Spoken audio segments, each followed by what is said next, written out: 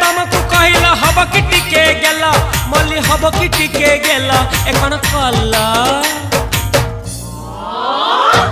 लंठन देखेई देला दिन रे बाबा लंठन देखेई देला तमे थेला आमे थेलु बाबा हुथिला सुलसुलु हानिला भ बुझुतेला छाती हउथिला दुलु दुलु दुलु दुलु दुलु